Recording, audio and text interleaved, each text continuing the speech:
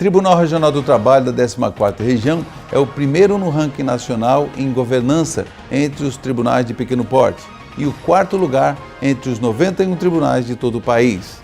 Para falar sobre esses resultados, governança judiciária e os desafios para 2020, no programa de hoje eu vou conversar com Ivan Gomes Bonifácio. Ele é diretor do Departamento de Gestão Estratégica do Conselho Nacional de Justiça e especialista em gestão pública. É o Justiça e Cidadania que está no ar.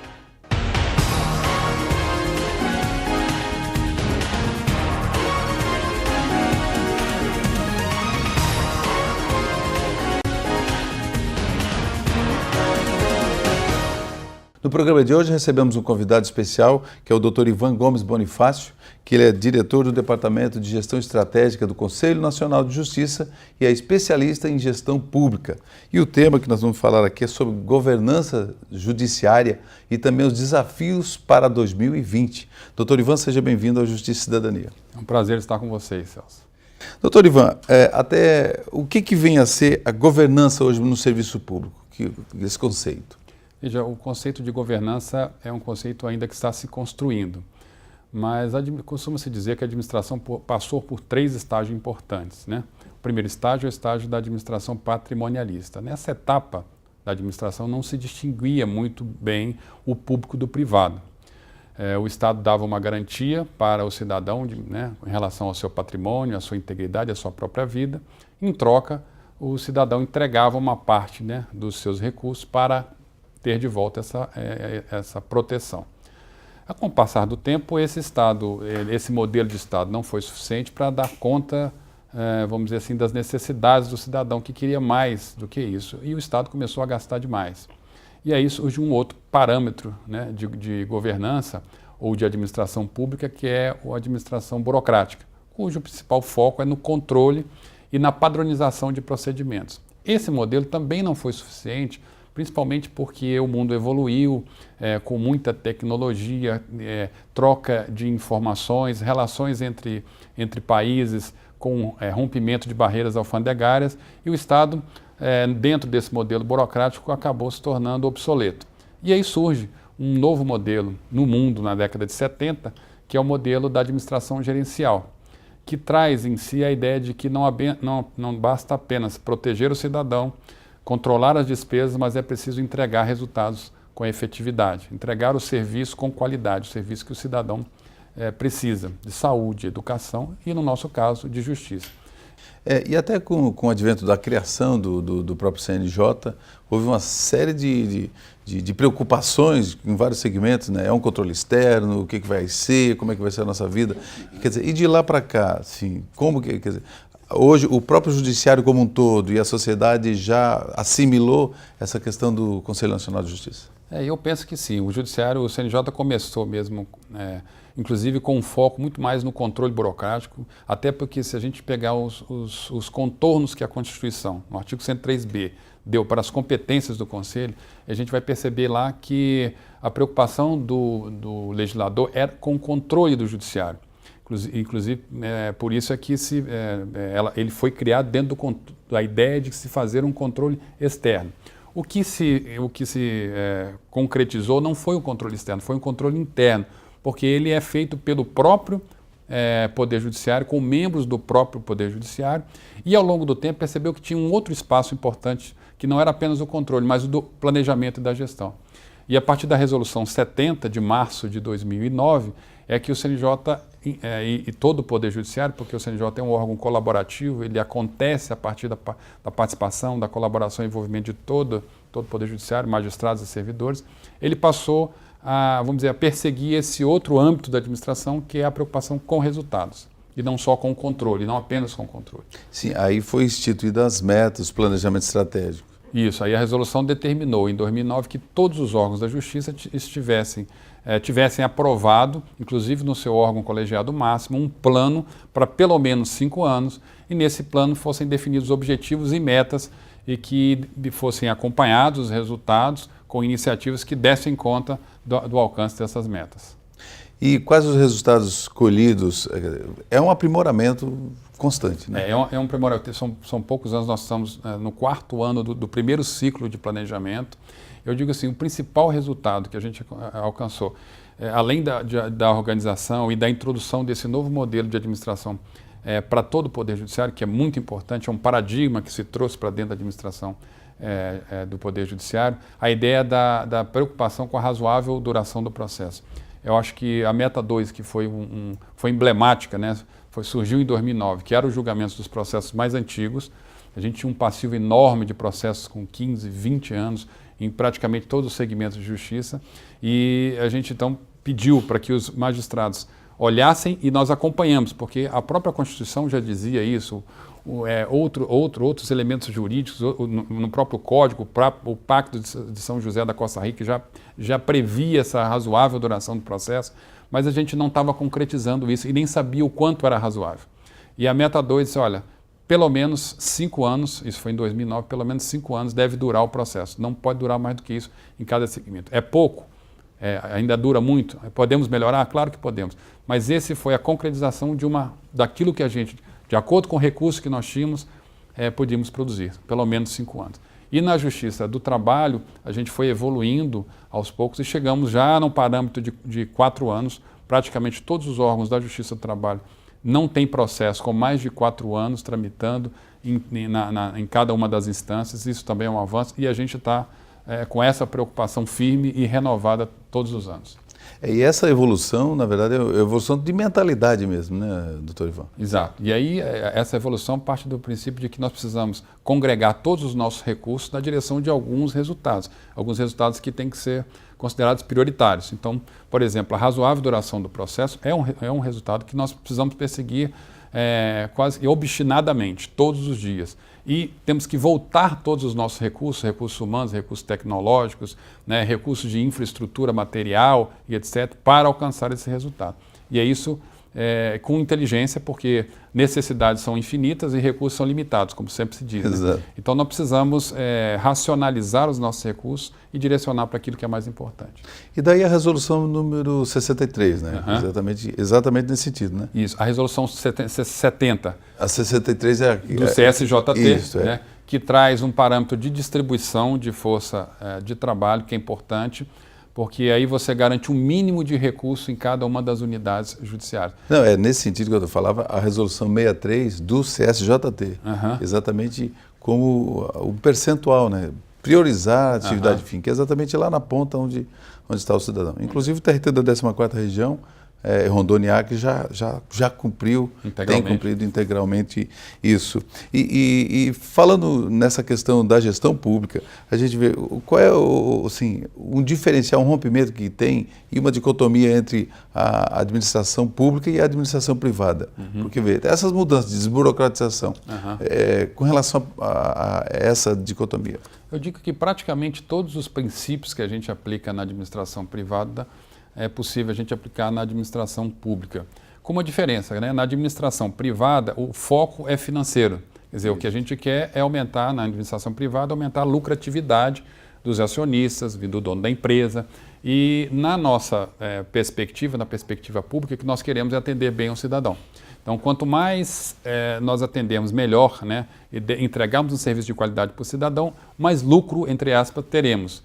Fora isso, todos os demais princípios, né, como da produtividade, da organização, da economicidade, da eficiência, efetividade, tudo isso pode ser aplicado da mesma maneira que se aplica na iniciativa privada. Muito bem. O doutor Ivan Bonifácio, ele veio até Porto Velho para participar do 6º encontro de diretores, assessores e secretários do TRT da 14ª Região. E o senhor também tratou na sua palestra, no bate-papo com todo o time de liderança do TRT, com relação à gestão estratégica, mas o senhor falou sobre o ciclo de governança do Poder Judiciário. E qual a importância, e que ciclos são esses? Como eu falei, quer dizer, a palavra governança ainda é um conceito que nós estamos construindo. E para o Judiciário, o que nós entendemos que seja governança? Parece dizer que governança é a capacidade que o governo tem de colocar em prática, né, de tornar efetivas as decisões de Estado. Então, trazendo para a nossa realidade, que políticas são essas que nós precisamos tornar efetivas. É a razoável duração do processo, é um custo razoável para o cidadão da justiça, é o acesso à justiça. Então, essas são as nossas políticas. E como é que nós trazemos isso para o mundo real, né? Saímos da intenção para a realidade. Nós pensamos em 5 perspectivas. Então, a primeira perspectiva é do planejamento. Então, precisamos, para que isso se torne real, para que a gente torne as nossas decisões, né, a nossa política judiciária, uma realidade, precisamos envolver, primeiro, a auto-administração, aquelas pessoas que decidem sobre o que devemos fazer. Além disso, nós temos que envolver as pessoas. Por isso, eu achei muito interessante o lema que vocês definiram para esse momento, que é nós todos somos gestores. Esse é o lema da gestão em si, né? Que é desde o início da gestão do atual presidente, desembargador Ilson Alves Pequeno Júnior. Então ele adotou o slogan, né? Somos todos gestores, exatamente para agregar, né? Eu acho que ele foi muito feliz em adotar esse slogan para a administração dele, porque é exatamente isso. Então, nessa perspectiva, a gente vê, olha, o presidente tem que estar envolvido, porque é quem decide. Mas se as pessoas não forem, as pessoas que fazem a organização também não compartilharem desse sonho de melhorar o judiciário, a gente não consegue não sair do lugar. Doutor Ivan, eu vou fazer o seguinte, os outros 4 pontos, vamos deixar para o próximo bloco, para a gente saber exatamente o ciclo de governança do Poder Judiciário. Então você acompanha aí pelo Justiça e Cidadania. Eu estou conversando com o Ivan Gomes Bonifácio, que ele é o diretor de Departamento de Gestão Estratégica e especialista em gestão pública. Ele é do CNJ. A gente volta já já.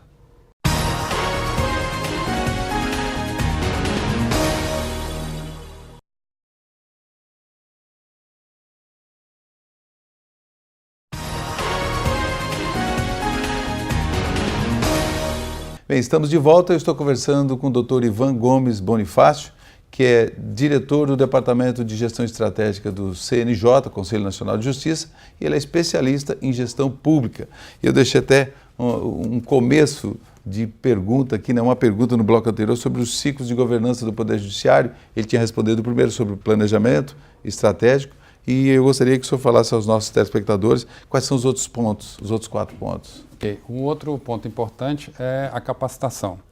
A gente que trabalha no judiciário é considerado um trabalhador do conhecimento. Quer dizer, nosso principal, nossa matéria-prima para o trabalho é o conhecimento, é o nosso capital intelectual. Então, se a gente investe fortemente em capacitação, a gente tende a produzir melhores resultados.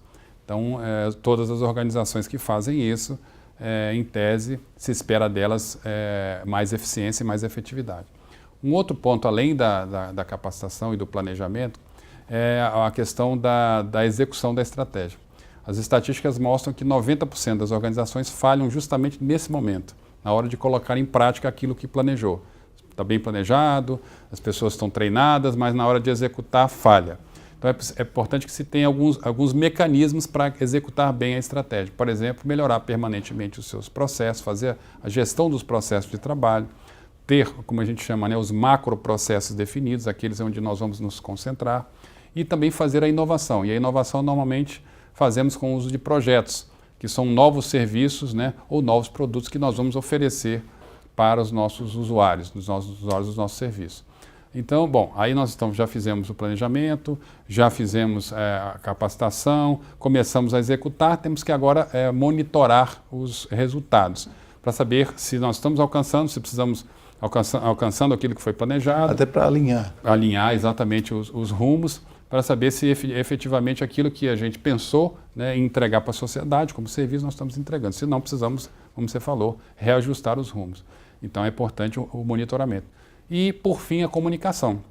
A comunicação é essencial, porque nós temos que comunicar o que nós estamos fazendo para a sociedade, para que gere uma expectativa na sociedade do mesmo tamanho daquela que a gente espera entregar, né? Quer dizer, não adianta eu criar uma super expectativa de alguma coisa que eu não possa cumprir, né? Eu tenho que alinhar isso, mas eu tenho que comunicar também internamente para as pessoas que fazem parte da organização. Por isso o trabalho de vocês, da área de comunicação, de jornalismo, é fundamental.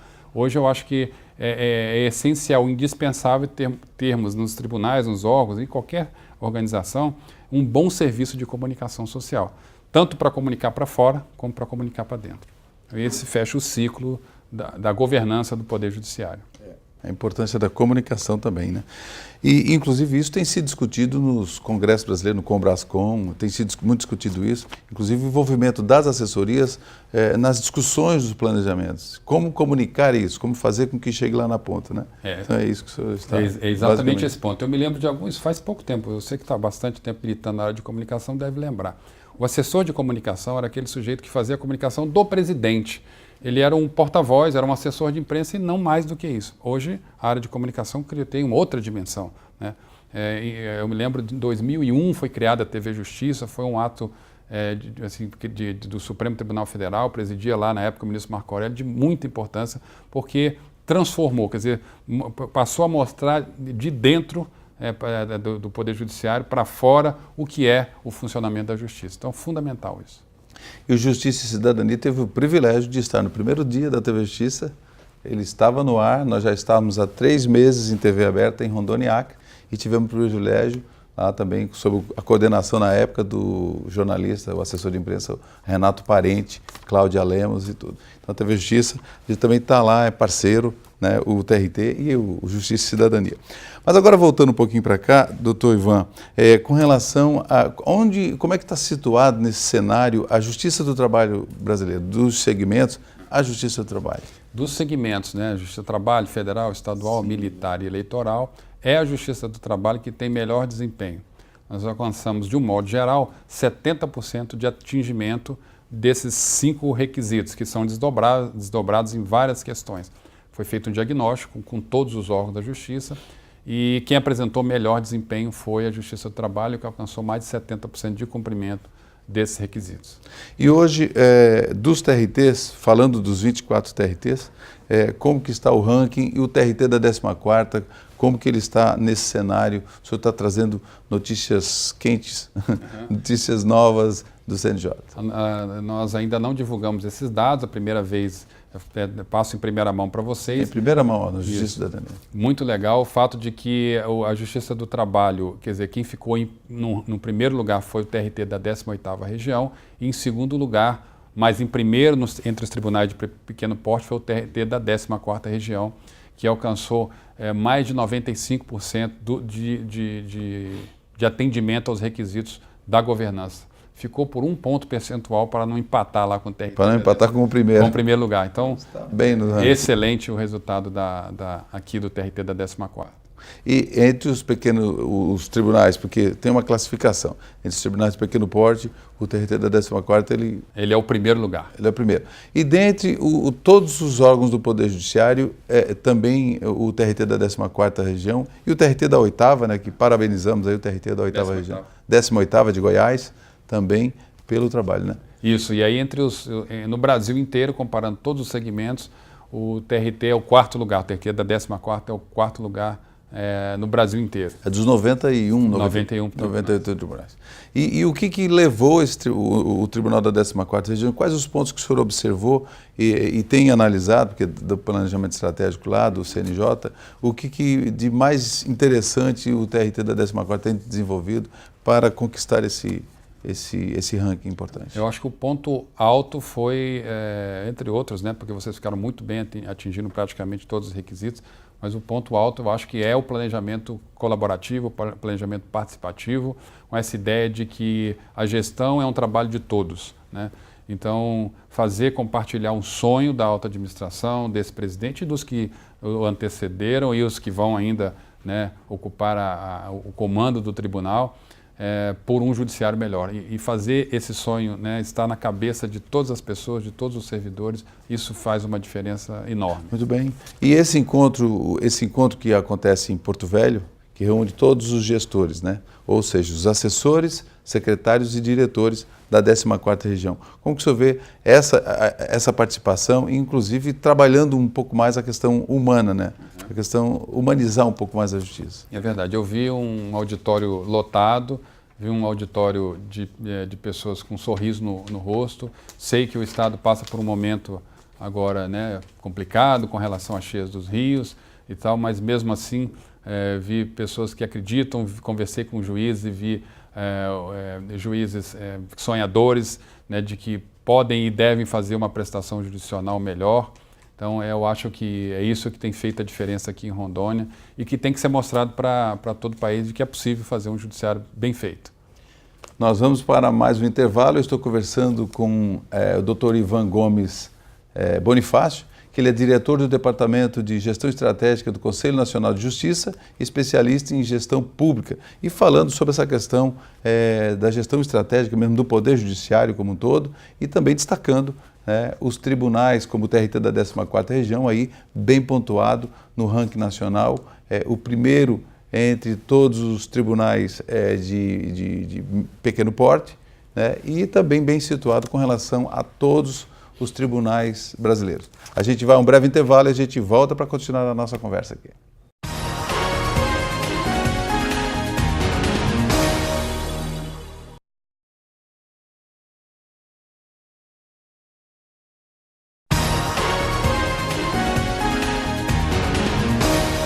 Estamos de volta agora para o terceiro e último bloco. Eu estou conversando com o Dr. Ivan Gomes Bonifácio, que ele é diretor do Departamento de Gestão Estratégica do CNJ, Conselho Nacional de Justiça, e especialista em gestão pública, falando um pouco com relação aos rankings e como que está essa movimentação na questão estratégica de todos os tribunais brasileiros. E agora aqui participando em Rondônia do encontro, do 6º encontro de diretores, assessores e secretários do TRT da 14ª Região.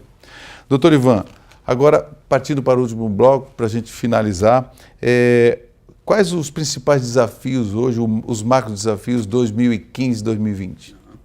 Nós reafirmamos algumas preocupações que tínhamos e temos que continuar tendo, como aumentar a produtividade do judiciário, reduzir o tempo de tramitação, investir em tecnologia, investir nas pessoas, na gestão das pessoas, no controle de gastos. Isso tudo são preocupações que a gente reafirma nesse novo planejamento. Mas também temos outras preocupações, porque os dados têm mostrado que mesmo com o aumento sistemático e anual do número de julgados, a média nacional em todo o Poder Judiciário é em torno de 1.400 sentenças por ano por magistrado. Nós estamos produzindo quase 30 milhões de decisões todo ano, é um volume estrondoso, mas a quantidade de demanda não para de crescer. Então, a gente precisa, a ideia é nos preocuparmos com maior racionalidade do sistema judicial. Por exemplo, no tratamento das grandes demandas ou das demandas repetitivas.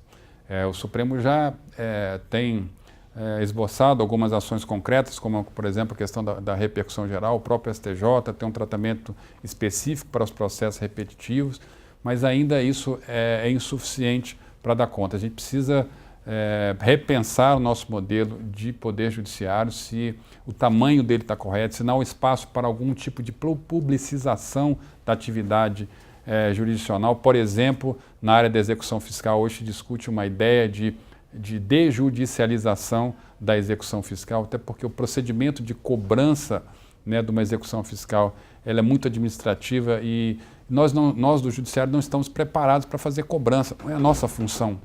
E isso acaba retardando o processo. Entre 30% e 40% do volume de processos que estão acumulando no Judiciário, ou mais, até 40% a 50%, estão na fase de execução e a gente não consegue avançar, muitas vezes não consegue, não porque o juiz não quer, mas é porque não há instrumentos para poder avançar, ou porque não se encontra o devedor, ou quando encontra o devedor já não tem mais bens que possam garantir aquela dívida que estava no processo, e o processo fica eternamente parado, ou durante muitos anos parado, e o juiz fica de mãos atadas. Então é preciso pensar de um novo modelo de justiça que atenda também a essas necessidades, e quem sabe a gente poder se concentrar naquilo que seja essencial para o judiciário, ou para fazer justiça e a pacificação social. Até o senhor falava na palestra exatamente isso, a questão julgar, ótimo. Agora, na hora da cobrança, que realmente a execução é o grande gargalo. Hoje, sem dúvida nenhuma, é o grande gargalo, e a gente ainda não conseguiu equacionar soluções para esse problema. Esperamos agora. Esse, para mim, é um dos principais desafios, ou seja, equilibrar a nossa demanda com a nossa capacidade produtiva, sem nos tornarmos uma justiça cara para os cidadãos. O senhor falava também na área da tecnologia, né? O TRT da 14ª Região praticamente concluindo os 100%, todas as varas da 14ª e segunda instância também no processo judicial eletrônico. Como que o senhor vê essa questão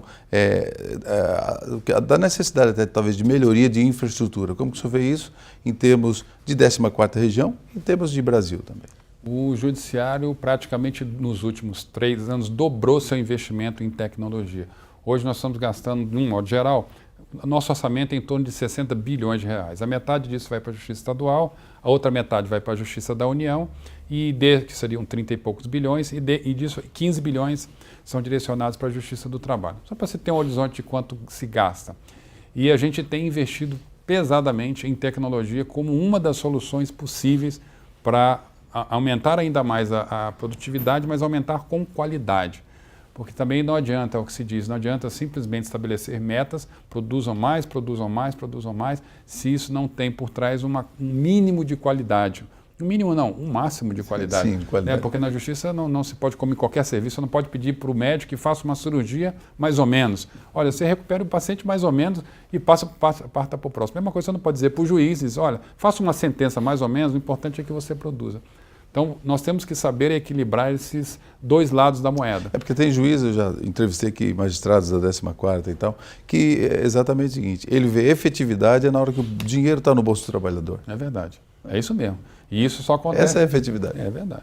Agora, assim, antes de a gente encerrar, o senhor comentava com relação ao custo judiciário, ao custo dos tribunais. Como que o senhor vê essa questão da realidade da Amazônia? Por exemplo, o TRT do Mato Grosso, do Amazonas, Pará, 14ª região, então aqui que se enfrenta realmente uma realidade completamente diversa de um grande centro. Como que o senhor vê esse tratamento? Porque a justiça em números, ela não sei se essa questão dessa distância toda é levada em consideração. Qual é o seu ponto de vista? É verdade, Celso, isso é uma coisa muito importante. Às vezes a gente olha, fazendo as contas, o custo médio num tribunal de pequeno porte custa R$4.000. Um tribunal, por exemplo, aqui, o TRT da 14ª região, está custando por processo R$7.000.